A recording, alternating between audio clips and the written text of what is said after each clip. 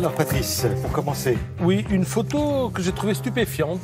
Je suis tombé dessus dans le Parisien ce matin. Vous le reconnaissez? Ah oui, c'est Salvador Dali. Dali. Mais Dali sur scène. Donc comme Dali est mort, c'est pas Dali. C'est Dali interprété par Philippe Kieffer. Waouh. Réussi quand même, hein? Ah ouais. Pas mal. Voilà, pièce qui a beaucoup plu aux Parisiens, c'est au Théâtre des Mathurins, ça dure jusqu'au 19 août, donc vous avez le temps de vous retourner. Alors la pièce c'est quoi? Eh bien c'est Dali qui est interrogé par un journaliste sur scène et il a la même emphase, les mêmes gestes amples, il assène les mêmes vérités. Le clown, ce n'est pas moi, dit-il, c'est cette société. Voilà, une des répliques de la pièce à aller voir jusqu'au 19 août au Théâtre des Mathurins. Ambiance castagnette toujours avec... Regardez ce grand nu de Picasso. Il date de 1964, excellente année, soit dit au passage. Alors vous pouvez le voir à Montpellier, au musée Fabre. Il est de toutes les expos de l'été, Picasso, parce que vous l'avez donc à Montpellier, vous l'avez aussi à Nice, où le musée Matisse propose une expo Matisse-Picasso, la comédie du modèle. C'est sur le rapport entre l'artiste et son modèle, entre le peintre et le fantasme féminin, parce qu'ils passaient tous les deux des heures devant les femmes qu'il peignait. Et à Valoris, dans la salle d'exposition du village, vous avez pas mal d'œuvres de Picasso. Alors là, comme c'est un village de potiers, Valoris, vous avez évidemment des céramiques, des assemblages, des sculptures. Voilà pour l'épisode Picasso cet été. Je vous parlais hier des rencontres photographiques d'Arles. Eh bien, je récidive, car le magazine Beaux-Arts y va aussi de ses conseils.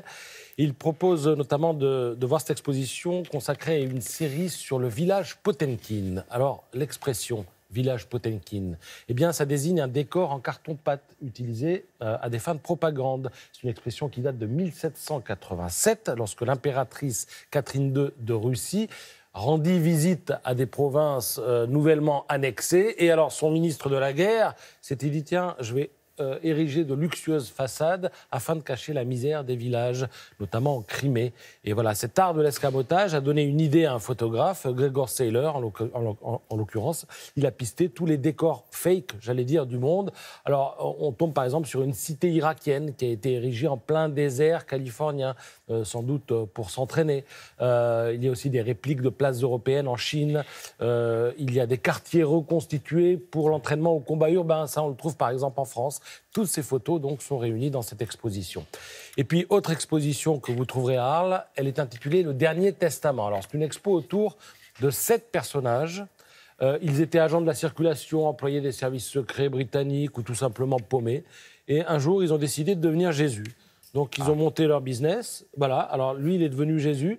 Vous avez là 7 illuminés. Le photographe les a pistés en Zambie, en Sibérie, un peu partout. Et il en a fait une exposition. Les photos sont signées Jonas Bendiksen. Et vous verrez sur la photo que vous voyez actuellement, sur la photo, cette inscription INRI. Ce sont les initiales que Ponce Pilate fit écrire en haut de la croix de Jésus.